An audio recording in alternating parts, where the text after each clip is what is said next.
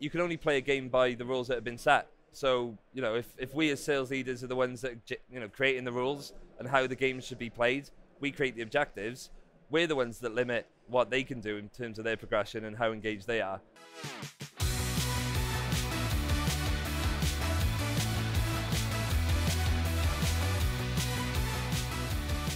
Hello Sales Nation and welcome to the Salesman Podcast Live in partnership with HubSpot and recorded at the Sales Innovation Expo down in London. On this episode we have Rhys Jenkins. He is a sales expert and he's sharing what salespeople can learn from computer games. I enjoyed this conversation and there's a lot in it for you guys as well. You can find out more about Rhys and everything that he's doing over at salesjoe.com. Everything else that we talk about is available in the show notes to this episode over at salesmanpodcast.com. And with all that said, let's jump straight in. Rhys, welcome to the Salesman Podcast. Thank you for having me. I'm glad to have you on, sir. We're going to dive into, well, I'm just going to pitch you with this. I won't kind of like set it up too much. I'm going to ask you a super open-ended question. It's related to your talk here at the Sales Innovation Expo. Yeah. And that is, what does sales have to do with computer games or video games, I think people in the States call it? Yeah. How are the two tied together and what's the context between like, you know, this and your talk? Yeah, so a surprising number of ways, actually. So yeah, I mean, what my talk kind of focuses on, although there are other things that tie into games as well, was primarily about the development of sales staff within departments, how you can align progression routes through the business that aren't linear, so that they can branch out into other areas of the business, free to develop their skills in a way that best suits them, more mirroring how video games work. So the first one obviously being, you've got a new employee as part of your sales team. They're going to benefit, like a new player in a video game, from a tutorial. I call it the press A to jump sort of theology, in that the first thing that happens in a video game is you're instantly instructed how to jump. Because usually the first obstacle is jump over something. Yeah. I'm visualizing Super Mario on the screen, as I don't think I give the instruction, but it's obvious that you've got to jump over the baddie right at the beginning. You've got to like bump up against the stone above you and get the flower or whatever it is that pops up. Absolutely, yeah. And obviously games these days have added the role of a sort of mentor, so it might be artificial intelligence, might be a character that issues these instructions for you. So they're duplicating in the sales world, you know, team leaders, sales leaders, people that give instruction, but obviously don't do and finish the task for them, kind of thing. So yeah, it all kind of ties in around that, really.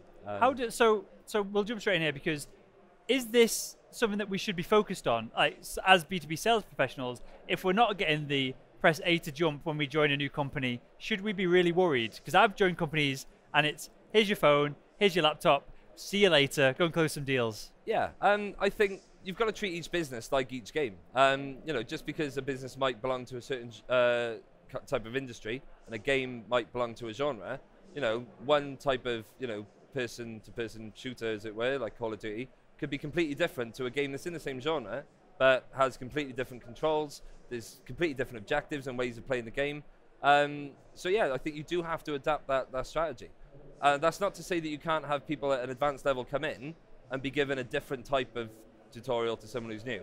So for instance, because I'm quite an experienced gamer, the first thing I'll do is, whilst listening to the tutorial, I'll check the advanced controls on the controller mapping, so I can kind of get myself clued up for the advanced challenges ahead of when I reach them. But it also plays backwards. As sales leaders, we should be able to recognize when someone is beyond the tutorial and issue them challenges then that match, you know, their initial capabilities, rather than put them through the mill of, you know, you're in with everyone, you know, bore them to death, and because ultimately demotivating, right? It's I prefer the fact they're just disengaged at that point. They're bored. Video game developers need to be given a huge amount of credit for what they achieve with games, is that they convince people to spend multiple hours of their personal time outside of work into, you know, delving into their form of entertainment. You know, you put it this way, when was the last time you sat through a film that was 3 hours long and looked at your watch for 20 minutes ago going, when will this end? Yeah. Doesn't happen in video games. Video games, it's more somebody's tearing the controller from your hands. That kind of engagement, imagine if all of the, you know, British workforce was that engaged. You know, people talk about a productivity problem in Britain anyway. Bringing this kind of ethos, developing these pathways and progression routes like a video game, if you drive that engagement, productivity can only follow. Whose responsibility is this? And so my audience is, you know, 6% B2B sales professionals, and then the rest sales leadership, directors, VPs, all them individuals. But whose responsibility is it to implement? Is this sales leadership need to do this and pass it down? Or can individual contributors, can individual salespeople, can they put a framework for themselves together? And we'll talk about the wider scheme of kind of like leveling up and all this good stuff as well. Can individuals put this in place to get themselves motivated to sell? I think a lot of the motivational side of things, somebody can come in the most motivated individual in the world, but you can only play a game by the rules that have been set. So, if we as sales leaders are the ones that, creating the rules and how the game should be played, we create the objectives, we're the ones that limit what they can do in terms of their progression and how engaged they are. So I would say the onus is on us to put these systems in place. People ask the question of why are millennials so hard to engage with? And I'll hold my hand up. We're a generation that is all about want. We're very impatient, and it's because we're used to getting challenges and quickly obviously moving past them and overcoming them. And that may not be true from generations before. Before it was very much, you work hard and get rewarded for a long period of hard work. Whereas we deem our success based on results and overcoming challenges, and the quicker the better. Video games have a similar thing. As soon as you overcome an obstacle, however, it instantly puts a new one in your way, slightly more difficult, that pushes you forward through your development. And I think what's happening is we're getting stuck in levels of our progression where we've got no choice in where we go. There isn't the kind of breadcrumb kind of analogy that I said about going out and tackling my own obstacles, gaining the skills that I want. I'm being shepherded down a path perhaps that I'm stuck on, and that can only lead to frustration and probably the high turnover of people, my sort of age within the workplace. How does this all come about in the first place? Why are, and you may know this, may have data on it, I don't know, why are millennials so much more like mini success to stay engaged versus, and I'll use the example of me, I have to every morning check the podcast download numbers, and if it's down, I'm like, oh crap. But if it's up, I get this mini, it's serotonin, then dopamine kind of high, and I go, right, let's get on with the day. Versus my dad could probably not look at the podcast stats for 5 years, and at the end of it go, oh, we've grown, and be excited. And he could be process-based, whereas I need these little hits of dopamine or serotonin or whatever it is. I think it's got a lot to do with the way that we've brought up. Education was more freely available to us at a high level as well, so we're coming out more qualified.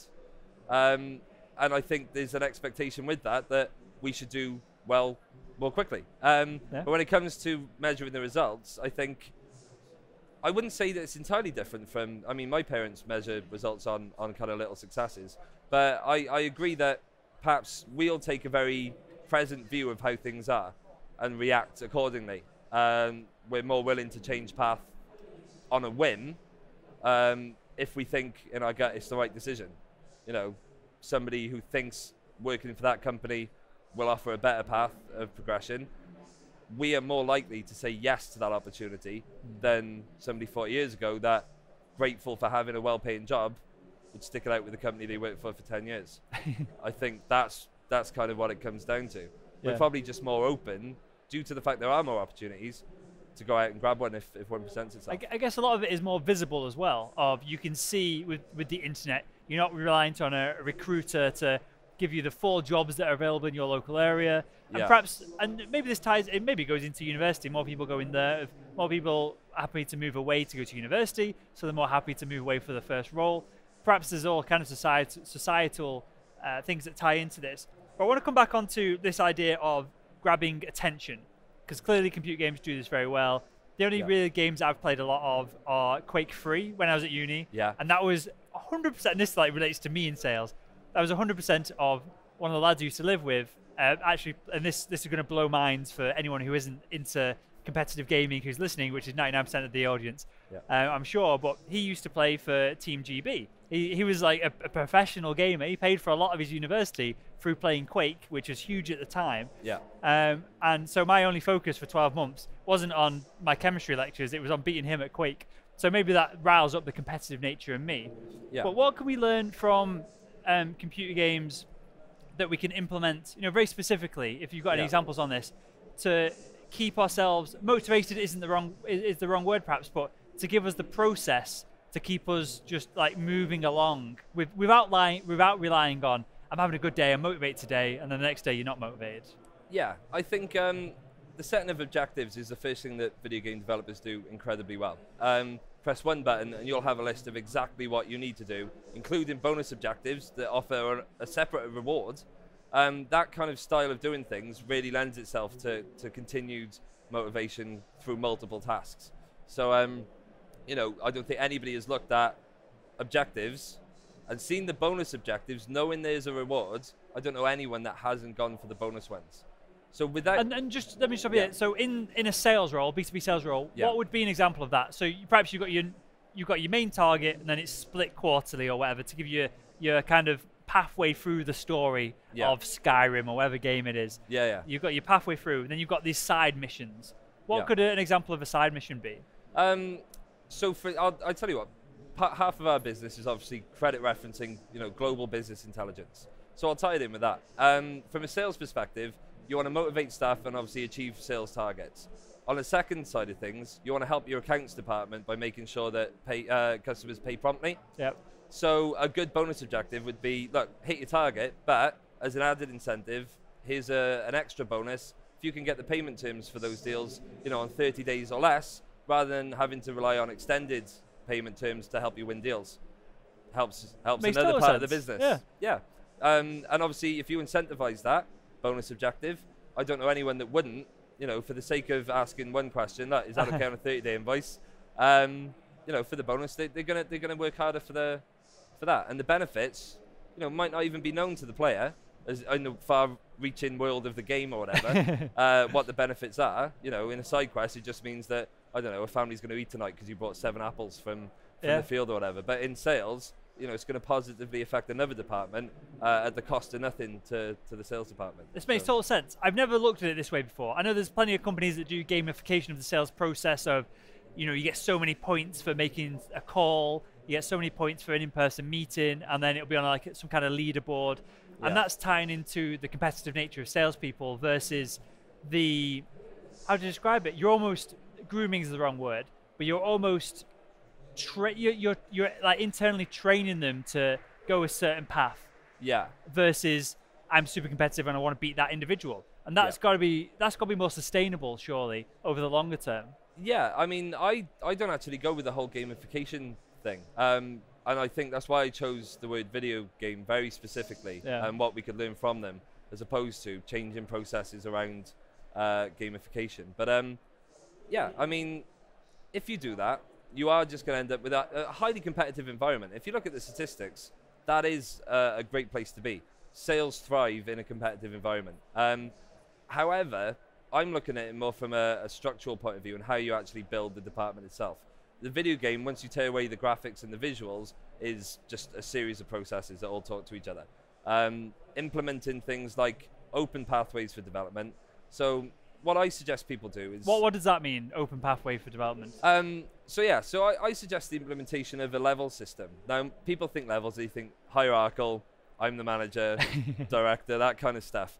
I'm breaking that down and saying skills should be put into levels. And actually, your level system should be based on competencies, not on how long you've been there or what your salary is. It should be about who's best at doing what. When you reach a new level of skill, so you create the framework, within your business, but as soon as you reach a new level of skill, issue a skill point to spend on a piece of training, and then give them just an open book of training. This is everything you can be trained on within the business. Where do you want to spend that skill point? And you'll be surprised how more engaged people are when they actively choose what they want to learn. So, you might think there's no benefit to your salesperson learning how the credit control team works, but you'll see when they're on a sales call how much more sensitive they are to things like payment terms and promises made around payment when they realize the headache it can cause to someone else in another department. And that kind of cross-departmental stuff isn't pushed by sales leaders. And if you did, you might push someone into the wrong bit. But if somebody chooses it, you're guaranteed a win-win. How important is this idea? Sorry to interrupt you, no, but okay. You're on something here. How important is this wider business acronym around the salesperson of they understand credit terms, they understand how the procurement process works, even if it's internally. They've spent time with perhaps their internal CFO, and so they can have a more intelligent conversation and understand the needs and wants of a CFO that they're selling to, who clearly doesn't care about product features or benefits or anything like that. They just want to save money or make the job easier. Yeah. Is this underrated in sales, this wider knowledge versus just product knowledge? Yeah, definitely. I mean, anybody that's been sat in a monthly board meeting and conflicting numbers from marketing and sales end up in a head-to-head kind of, well, we did everything right, so you should have, and vice versa. The truth is, if you've got a blend of people that have experienced both sides of that coin, you've got a much more level head in approaching those situations. But I mean, agility throughout a company or a group of companies is huge. If you've got transferable skills from department to department, somebody that's built a very lean process in finance, for instance, reduced attrition in terms of staff leaving, created a positive environment for people to work in. If he's had experience in sales because he decided to spend some time over there doing something, he could address issues in a sales team of a lack of motivation, poor working environment, and implement things that he did with his team that aren't at all sales related, but the result will be the same. It's made the difference in a department that wasn't his, no experience in sales, but transferable skills that he's learned through obviously those open pathways have led to an overall increase in the productivity of all departments. And tying it back to millennials for a second, or like our generation essentially, is this something that we're going to see more and more of because I could either go two ways, I guess, of more specialization of you are the expert in just one thing, or do you think we're going to see more salespeople who have so you work in a team, you've got like a little sales silo of perhaps yourself and an industry expert, or for me, medical devices, I would have myself as the account manager, I'd have a trainee underneath me who's constantly giving me ideas and I'm sharing ideas with them. I had a logistical person to help move around these big, ridiculous camera systems that I was selling to save me physically dragging it in and out of a BMW every week and scratching up the car and annoying everyone because it's late, all this good stuff. Do you think that we're going to see more specialization, or do you think we're going to see more teams built around even just selling to an account versus selling to an individual? Yeah, I think what you're going to end up getting is you're going to have an agile workforce that probably has the biggest breadth of knowledge across a business that you've experienced before. You're getting chief information officers that flip between sales, finance, and other facets of the business. Those are people that have been bred in an environment where they've had experience of all of it. So their implementations that are across the business, cross-departmental. The reason they're in that role is because they have the knowledge to do that. I think as this millennial generation grows, it's going to figure out what it actually wants eventually. I think that might be key to the whole conversation here, mightn't it? They'll figure out what they want. So it is a flick of the switch moment. You'll find the opportunity that suddenly makes sense, and then that's the one. You'll be amazed at how hard our generation will work when we know the opportunity we want is there and is attainable. It comes back to objectives. If somebody sat down and told me, this is achievable if you do this, this is how, you'll be amazed at what productivity you can get out of someone like me when that path is made incredibly clear. The problem is that if I don't know that path's available, because we don't have the agile system or of setting objectives or spending skill points in other departments, whatever. If I don't know that, I'm looking for something I can't find, and if I can't find it, I'm not going to change the fact that I'm still looking. Yeah, I think that's perhaps a differentiator and we'll wrap up with this, Rhys, of different generations of perhaps older generations, like not necessarily older individuals, but people very literally, people who are older, they might have been told what to do and been a bit more accepting of that. And, if you can work for IBM for 10 years, 20 years, come out with an amazing pension at the other end of it, then that's probably makes sense at the time. Clearly now, you're not going to work at IBM for 10 years. It's very unlikely. You're going to be moving around. And so you've got this grass is greener on the other side element to sales, to business. And so maybe we do need a bit of guidance on what our end objective is so we can, even for ourselves, build the game backwards, right, and reverse engineer it from there. Yeah, definitely. There's only a set amount of predetermined endpoints for a career.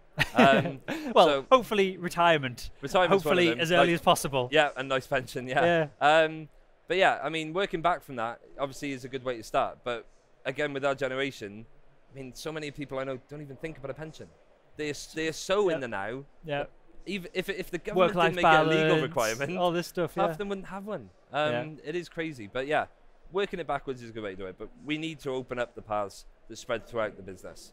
As soon as you've got this kind of open world concept to a career, you know, where literally the world and the business you're in is your oyster, then yeah, you're going to have a lot more engaged staff. Engagement is probably the only thing that holds back productivity in the UK. So we tackle that problem, and you know, there's no reason that Britain can't thrive. Makes total sense, and I'm glad you're having this conversation here at the Sales Innovation Expo as well. You know, clearly it's what I'm passionate about. I want to kind of put our salespeople on a pedestal here and kind of really promote what's going on within sales within the UK. So I'm glad you've kind of tied it in with us as individuals. No, and Rhys, I've got one final question, mate. Yeah. Something that I ask everyone that comes on the show. Yeah. And that is, if you could go back in time and speak to your younger self, Yeah. what would be the one piece of advice you'd give him to help him become better at selling? Better at selling. Wow. Mine would be, remind yourself that the opportunity is always there. And it isn't just about selling, because you know, we think the opportunity is always there, or we tell ourselves. But the opportunity, I think, with me is that I've gone into businesses right at the entry level and very quickly felt that the opportunity for me to advance wasn't there because it didn't happen quickly and I was impatient. For somebody of my age then and now, because they're still the same kind of person, yeah, having the patience to know that wait to see what paths do open up before you decide to move on to someone else that you think is better. For sure. And only move if you think that path is going to take you somewhere that you want to be, not just somewhere different. Makes total sense. Cool. With that, I want you to tell us a little bit about where we can find out more about you and then everything that you're doing as well. Yeah, cool. So I'm the UK sales manager for Sales Joe. We're a brand new product launched by the Credit Safe Group. We set out 5 years ago to become the largest provider, most used provider of credit information globally. We wanted to change the way business information was used. We've done that. We're confident we've done that. We deliver more information than anyone else globally in terms of credit referencing and business information. Then what we decided to do is, right, now we're going to be the business information experts. So our staff, like me, becoming more and more well educated in just the general sales environment, how different businesses operate, that kind of stuff. And Sales Joe is the epitome of our kind of ambition in terms of changing the way sales are made. It's a pre-populated sales system. So it latches onto most sales processes in terms of the way that it's used by sales teams to target any business, any decision maker in the UK and 6 other countries globally. So for the first time ever, we're able to deliver a PLC solution in terms of budget directly into the hands of SMEs. So we're giving every business in the UK and our other countries the ability to compete on a global stage with their competitors. They can reach any business in those countries with one phone call through Sales Joe. And that's pretty much why I look so excited when I talk about it, because the prospect 10 years ago of me being able to have one system and speak to millions and millions of businesses globally, you know, didn't exist. And now it does. Amazing stuff. Well, we'll link to that in the show notes to this episode over at salesmanpodcast.com. And that, Rhys, thank you for your time, mate. Thanks very much. On the Salesman Podcast. Thanks very much.